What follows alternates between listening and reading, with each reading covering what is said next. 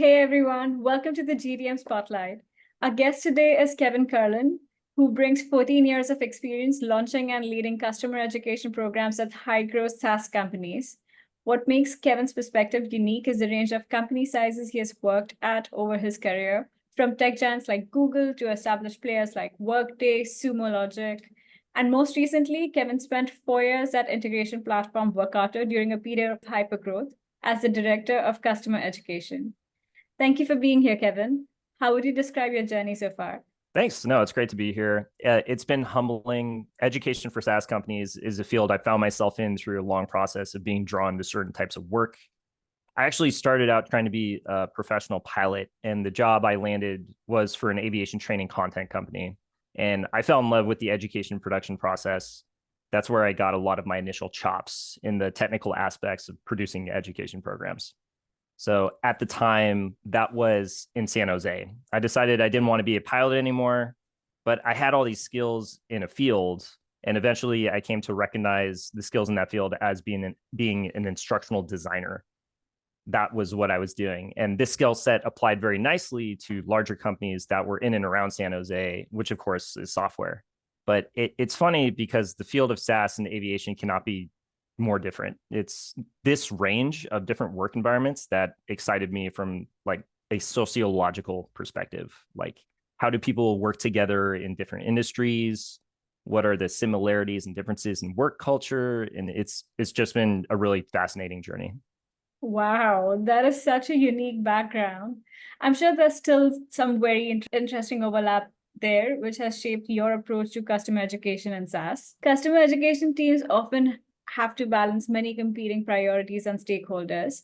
How do you navigate that and ensure that your program is meeting the needs of the business? Yeah. So this is I want to call it like the holy grail of like any education program, because education has this really hard uphill battle to climb, where the metrics that indicate that there is success in these programs is not as straightforward as, say, like increases in revenue for, say, a go-to-market department, or it's not like renewal as it is for like customer success. But in order to kind of get to the place where you can show the impact that an education program is having, or the return on investment, is by ensuring that there's an alignment of the purpose of the education program to begin with. Uh, People or stakeholders hold completely different perspectives when you say words like education or certification, and often without even realizing. For instance, marketing or go-to-market teams see education as an opportunity to reach out to potential clients or prospective customers, whereas customer success teams see education as an opportunity to make onboarding and product enablement for customers a more pleasant process. Whereas partner managers in an entirely different department, or business development people, tend to see education as a way to ensure extended partners are adhering to a strict set of standards set by the core company. In the end, quoting Adam Abramescu, the author of Customer Education, he says, a well thought out education function becomes the warm blanket that lifts all departments' metrics. And the way I've experienced getting people aligned to this philosophy is to identify the vision, what the ideal state of any education program should be, what formats it should come in, what audience it's meant to address, and what the business outcome you're looking to affect from its deployment, among a few other dozen considerations. And notice I said the word best, but it's not the easiest to get an entire company and different departments aligned to what the vision of any education program should be. So just to give some examples, some CS or customer success metrics an education program can affect are time to value, average contract value or ACV, net revenue retention or NRR. For marketing departments, it can be pipeline generation, it could be first touch attribution, and just raw leads collection. It can improve the metrics for support teams by deflecting low value how-to tickets and reserving the limited resource of personal interaction to more higher value conversations that support engineers can have with your extended customers. And these are just a few of the many different benefits that a well-functioning education team can contribute towards. Yeah. Yeah, it's great to see how customer education can positively impact metrics across various departments. I like how you emphasize it can affect everything from customer success to marketing and support as well. So, what tools and processes have you found most helpful for tracking these metrics and tying them to revenue outcomes specifically? And you'll notice I use the word ideally a lot. And no organization is going to have an ideal setup for this, and BI tools, those sorts of things is definitely consistent with this. But the most helpful is having some sort of BI tool that links to overarching data from different parts of the company. A well-functioning SaaS company should have a BI tool that democratizes data, including revenue data, in a secure way to any and all internal departments that have a legitimate business use case for leveraging it, right? So this could be Looker, Sigma, ThoughtSpot, Power BI, Tableau. Like these are all vendors that are BI tools that you could potentially use to be able to tie these data sources together. The key here is that you're able to blend data from different sources, different departments, like your learning management system and or your survey collection infrastructure, and comparing that to user behaviors in products or revenue upsells from one contract to the next, or to know if you're influencing the right behaviors that your education program is aiming to target in the first place. Having a centralized BI tool that can pull data from various sources is certainly the ideal scenario. But it's good to know that even without that, there are still ways to gather and analyze data to demonstrate this impact, even if it's a bit more manual. That's true. And to add on to that, in lieu of having this ideal state of data collection, like a lot of times, like your company may not have this BI tool, but probably will be able to fall back on developing relationships with other departments and asking nicely for, say, a CSV file of product usage or account activity, like whatever that you can use to compare against the CSV export of your learning management systems and their learning activity using like just spreadsheets and Google spreadsheets or Excel. The disadvantage of this, of course, is that it's typically good only for snapshots in time, where it's much easier to develop a story and have like kind of a longer term strategy when you have the continuous flow of data intelligence that these BI vendors and data warehouses have built their entire value philosophies on. Speaking of working with other departments, sourcing content is a common challenge for customer education teams. How do you prioritize what training content to create?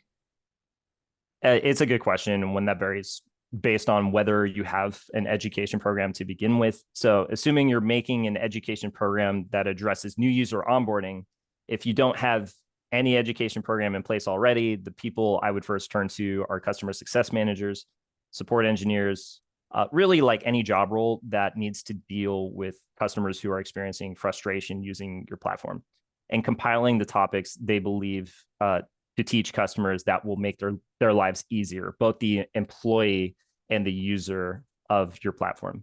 In a well-functioning education program, this is a continuous process of iteration where you analyze the inputs via the conversations that you have with these departments initially. Later on, as you have a well-developed program, you can use survey results. You can also probably use a laundry list of topics your C-suites wants you to cover as you become onboarded in that company in the first place.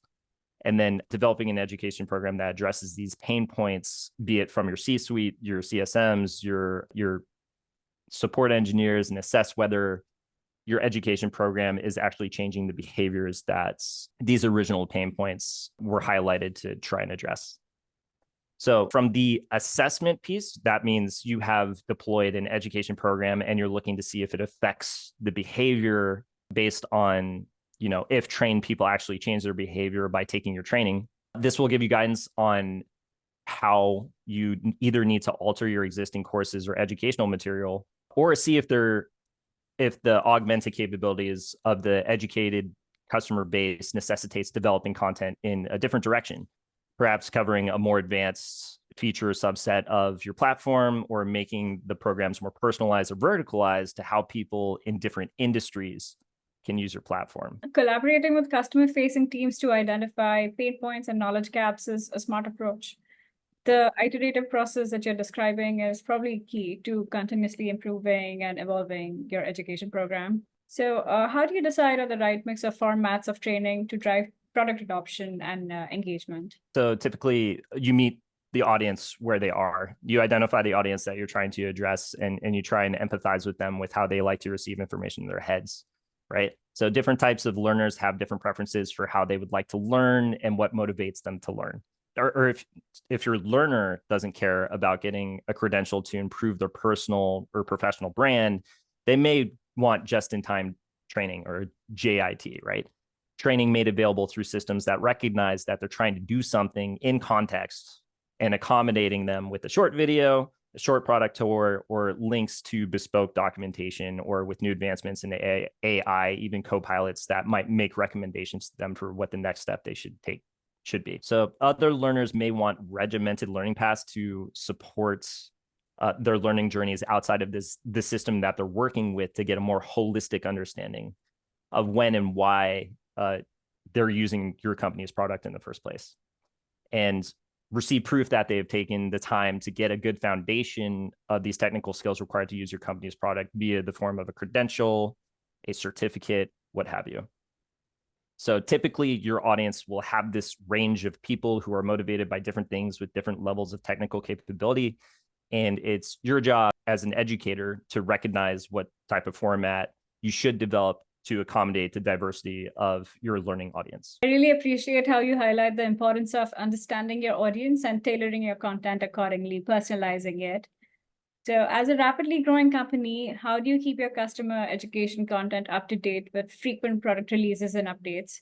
What strategies are you employing to maintain alignment with product teams? In many organizations I've worked with, it seems like product is the sun of a solar system, and any other department tends to be the planets that kind of revolve around whatever products and engineering comes up with. In more advanced, mature organizations, you would be folded into a product release cycle. So it's important to build the relationships with bought-in departments so that they can include you in these product release cycles.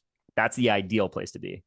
This may not happen for a variety of reasons. In lieu of this, keeping a database of different communication channels from product marketing, product and engineering, or whoever understands and controls the roadmap and releases the communications is a great practice in implementing these changes to a foundational set of courses, and to be sure that any learning experience that you currently support exists in parity with any product changes that come down the pipe. There are more and more vendors coming into existence that compare release communications to an underlying set of education content.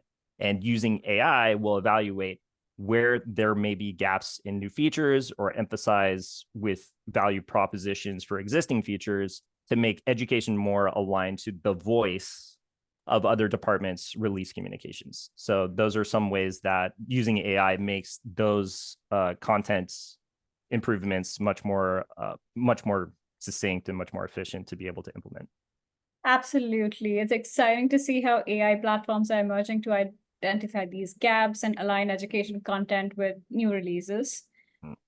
Looking to the future, how do you see the role of customer education evolving in the context of product-led growth and increasing emphasis on self-service? What trends or technologies do you think will shape the industry in the coming few years? It's a big question, so I don't know if I'm going to be able to unpack every facet of that particular question, but I'll try my best to cover as many bases as I can. I see customer education evolving to be its own department alongside or under knowledge management. Typically, customer education has fallen under customer success departments, but it has become clear to more people over time that there are too many different departments that benefit from a holistic education program, and shouldn't be shoehorned into only focusing on one set of success metrics that benefit any one department.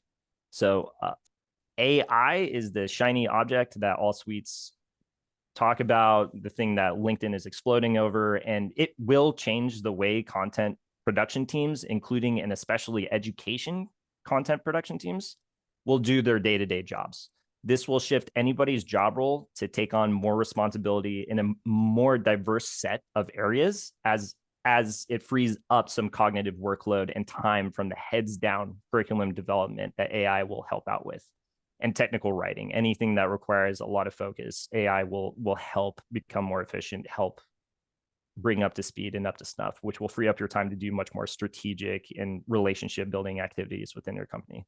So companies should use this as an opportunity to improve the quality of education experiences with everything else held constant. Yeah, absolutely. Adoption is increasing, and it's going to be interesting to see the potential impact of AI on content production. It'll be interesting to see how these technologies shape the industry in the coming years. So what advice would you give to other customer education professionals looking to build programs that are effectively driving product adoption, customer success, as well as revenue metrics? So one thing that I wish I had known going into the industry is that you can get really excited about all the good things that education can provide to a company, but you start getting expert bias in that you understand these things as second nature. But what you should really do is like take on an attitude that you shouldn't expect that everyone understands what potential education has to improve any dimensions of a company's underlying business. People have their loaded expectations of what the term education or certification really means. And half of our jobs as customer education professionals is educating people internally what these benefits are and aligning the vision for why an education program should exist in the first place, right? The cohesion of a well thought out learning experience is informed by nearly every department in any given company. So I would make a recommendation to keep an open mind and an inclusive approach when you're building out these departments. Great advice, Kevin. Educating stakeholders about the value and potential of customer education is obviously very important to the job. Thank you so much for sharing all of your insights and experiences with us today. It was great having you. Yeah, absolutely. Thank you for inviting me.